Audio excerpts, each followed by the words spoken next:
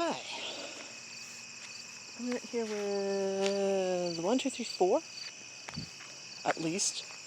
Might have my other one here too. I'm going to warn you right now. What I'm going to talk about in this video is like TMI to the max. And gross and probably really disturbing. And also not really entirely, can't see him, there's Perry, totally about avoidant personality disorder, although it definitely applies 100%. And so the point of this video, I'll tell you right off the bat, is to talk about comorbidity and how it affects you. There's Bear. And also recognizing and how to recognize when you are going down a sort of sticky neural pathway. What that means, by the way, is you do things by habit so much that basically you just react by habit. So you don't even think about what you're doing, you just react emotionally. Oh, come on, Perry, get out of the road.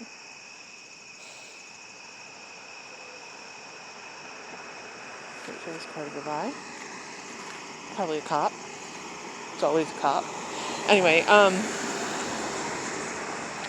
it's kind of like Chutes and Ladders, the game.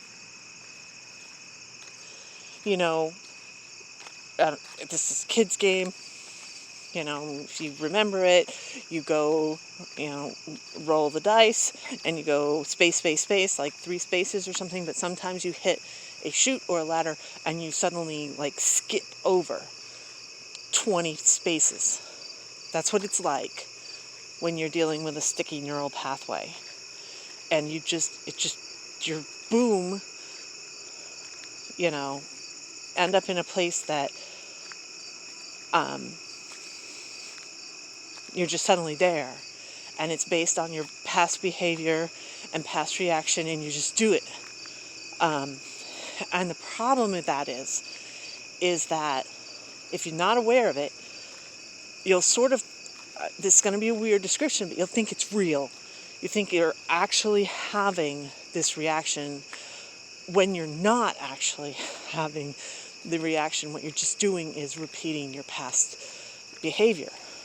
You did it a certain way, and you're just going to keep doing it in a certain way, and you don't even notice it when it's truly like that. And the problem with avoidant personality disorder is their neural pathways are extra sticky, and it's for average people.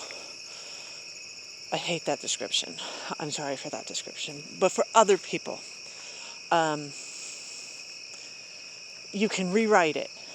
It's like, if you're driving around, I know this is kind of repeating if you heard this a while ago, but it's like driving around and they build a new highway and you just decide to take the new highway. Okay, cool, no big deal.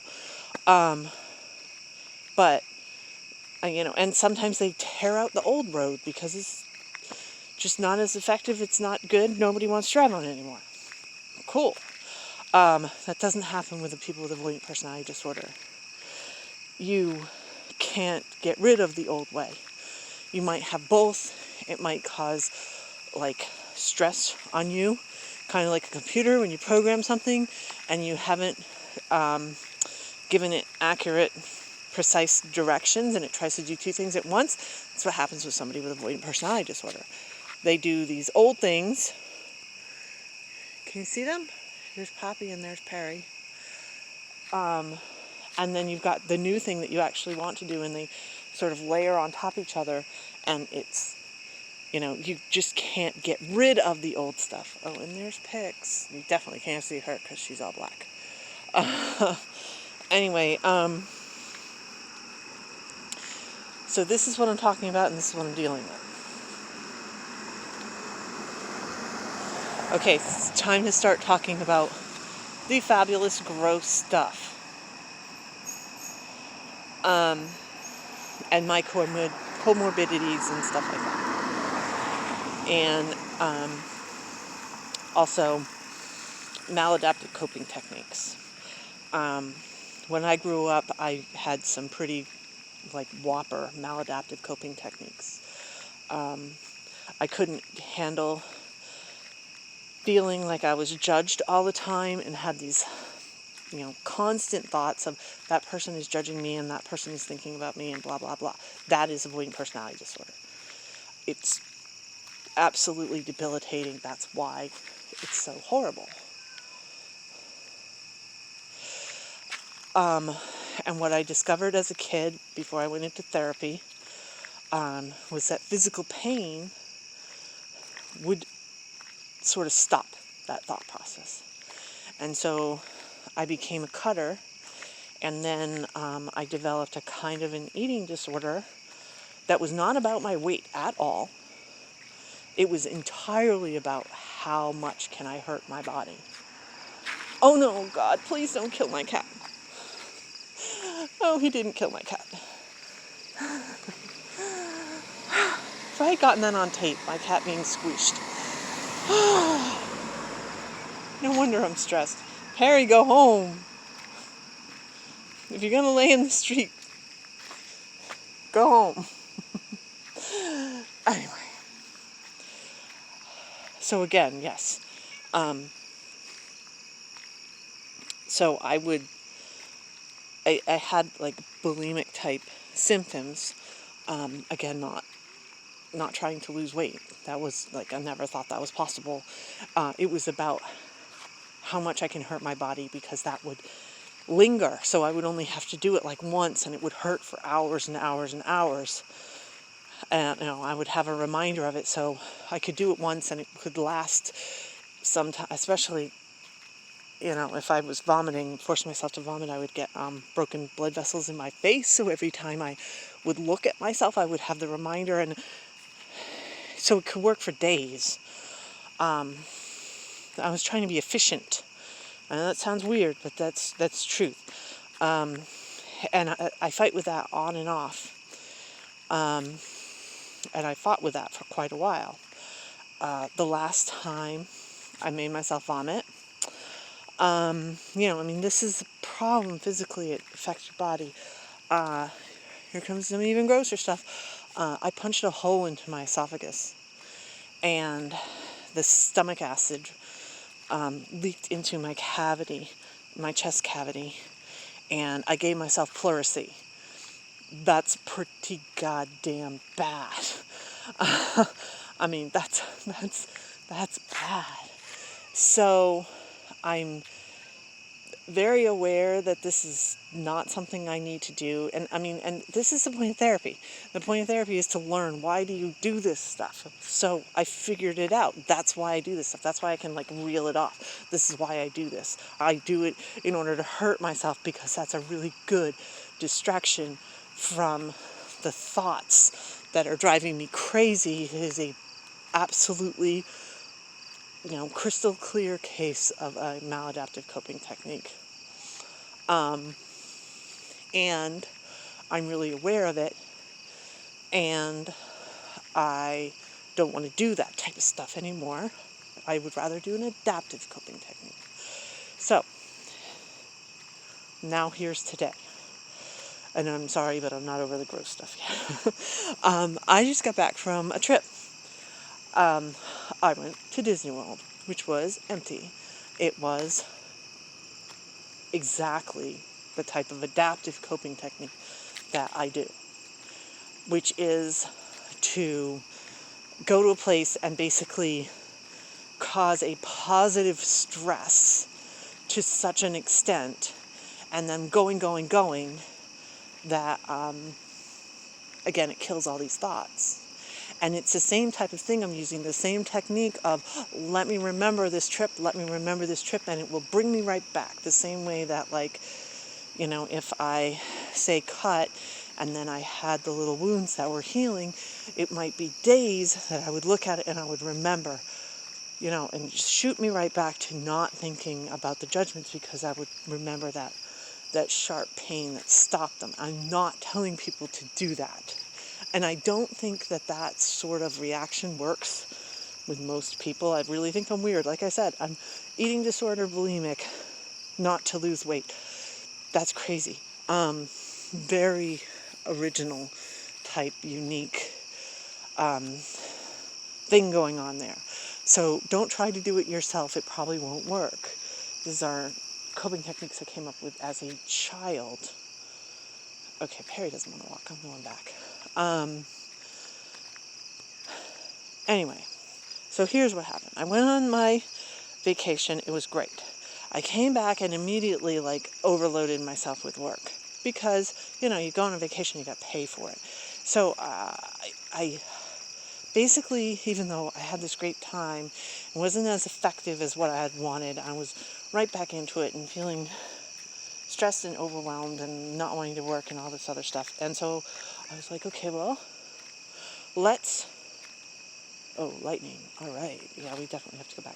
Let's, speaking of myself to myself, let's try to recreate something that happened.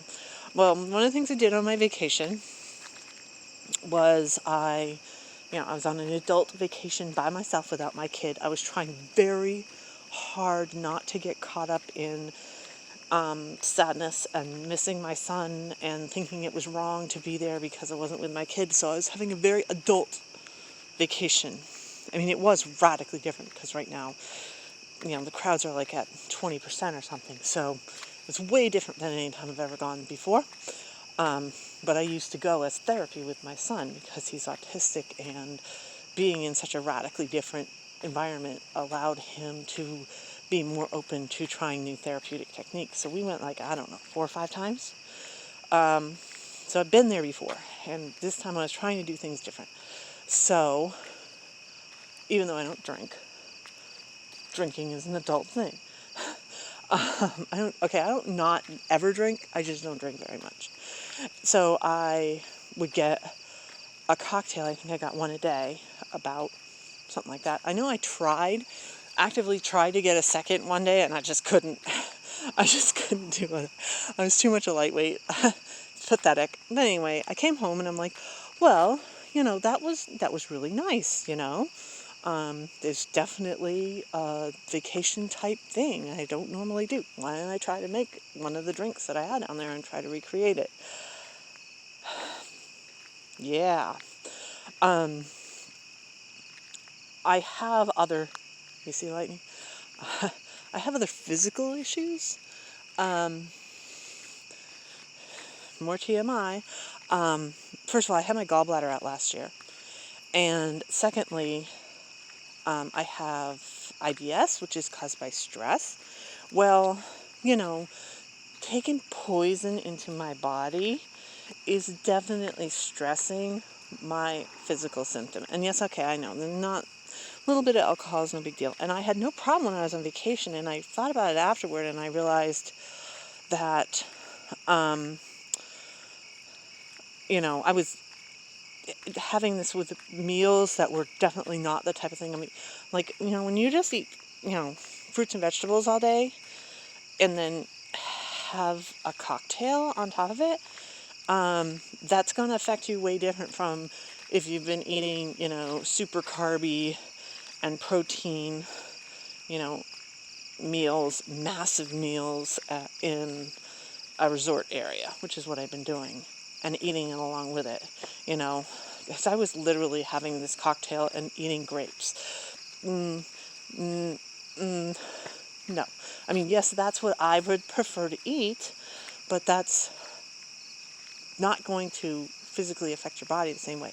So I didn't get ill, thank God. I did not vomit. However, my body was like, we're going to get rid of this poison ASAP. And I had an IBS reaction, which is basically just clear the system out ASAP. And here's the problem. Because even though I know that my eating disordered behavior is not something I want in my life at all. And I know I know that it's very negative for me, period. Yet, when you're doing something for 30, 40 years, I don't think it's quite 40 years, but I mean decades, very sticky neural pathway. And so I had this drink. My body was like, get this poison out. And now I'm empty.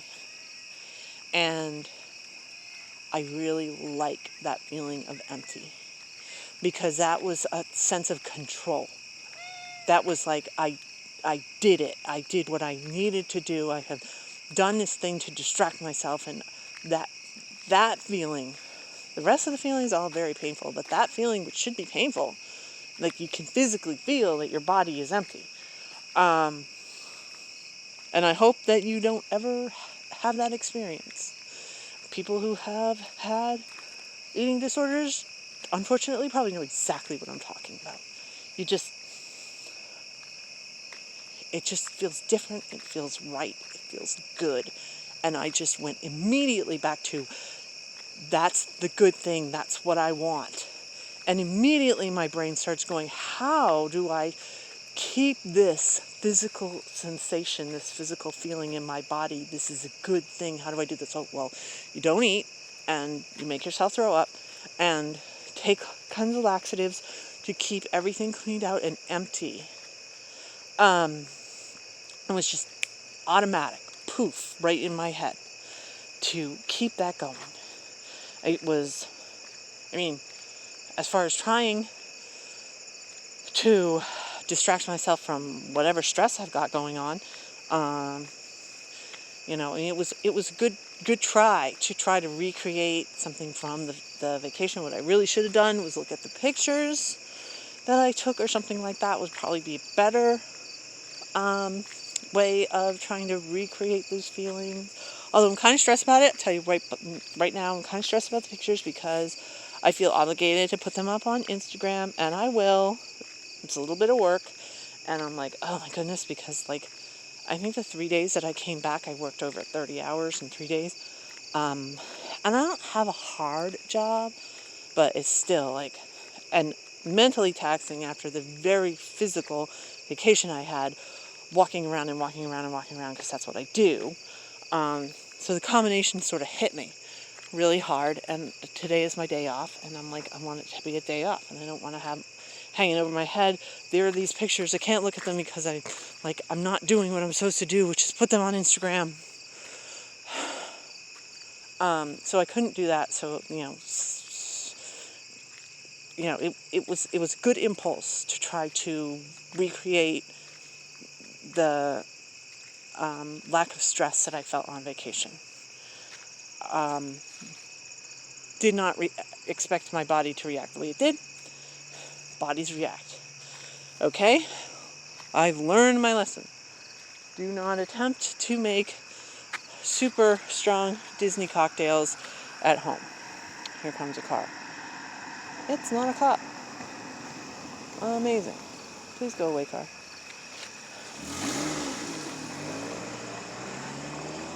The cats are all in the bushes. Can't even see them because the bushes are so crazy.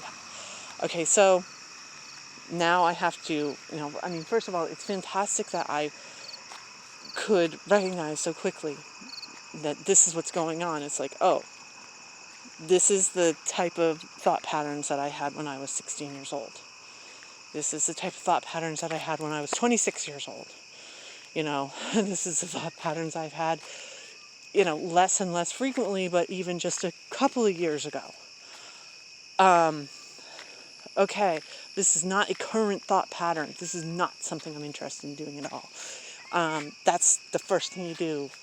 That's what the therapy does. It helps you recognize. Are they all here? 1, 2, 3. No Perry. Perry went off to be in the woods. Do you hear him meowing over all the bugs? Anyway, so this is why these comorbidities are so difficult to deal with, because say I went and actually did, I mean, I did a little bit, but say I did like a real therapy, sequence to deal with the eating disorder. Well, they would do the planned eating disorder treatment, and it wouldn't work because I have these super sticky neural pathways, and they wouldn't do anything to treat that, and treating avoidant personality disorder, it's a completely different thing when you're also dealing with these maladaptive coping techniques. Up there's Percy. I actually didn't see him for like 5 days after I came home from my vacation. He came home on Thursday, and I saw him today. Today's Monday. That was like 5 days. 4 or 5 days. Anyway, so that's what treating the, either avoidant personality disorder, the maladaptive coping techniques, or comorbidities, that's what makes it so difficult, is they shore each other up.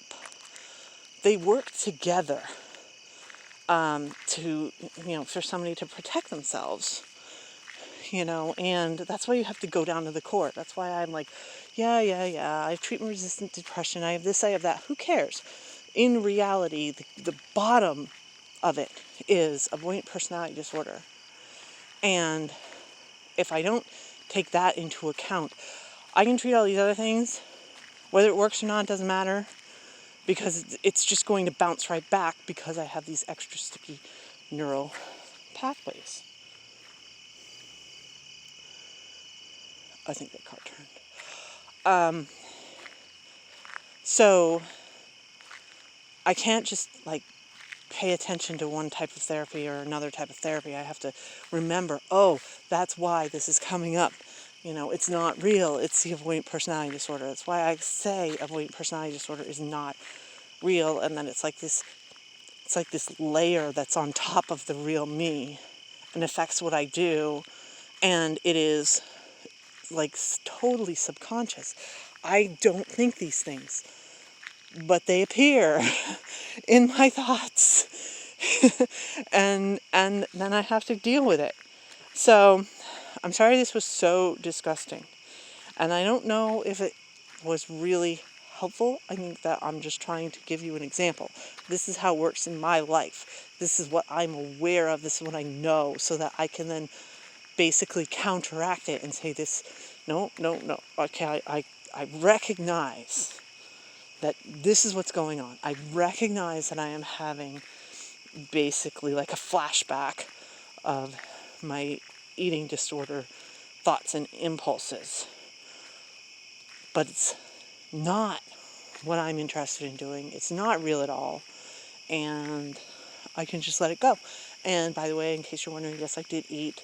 But now, again, your entire digestive tract is pretty long, so it takes a little while for it to get back in. I should be totally fine in the morning. Because I won't be empty anywhere right now. I mean, I can feel in my stomach that there's food, and I'm like, ugh, there's food in my stomach. It does feel a little weird and uneven. I'm sure that at some point you've had that feeling, where it's, unbalanced, because either one part or the other part is empty, and it's like the other thing, it just feels very bloated and full because the other part is empty. I know, again, really gross, sorry. That will resolve quickly.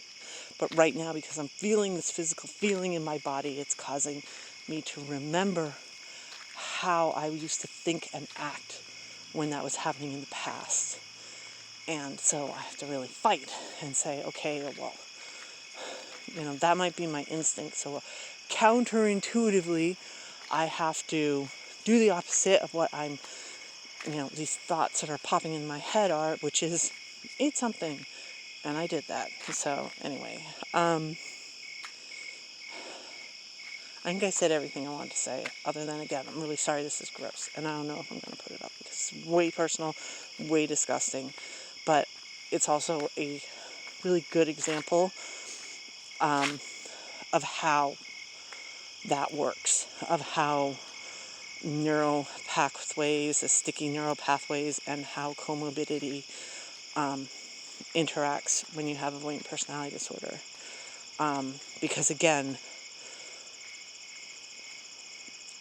I'm not like interacting with people. I'm not having a traditional avoidant personality disorder reaction.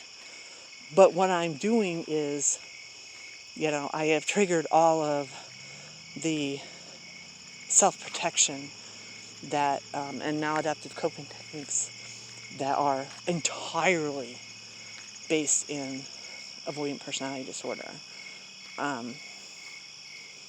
So at the bottom, that's what it is. I'm trying to protect myself from stress of dealing with other people and feeling like I'm judged. That's avoidant personality disorder, by doing these, maladaptive coping techniques, and especially by following one of these sticky neural pathways that I don't even have to think about. So, it's coping with stress with no effort on my part. Okay, I'm going to end this. Bye.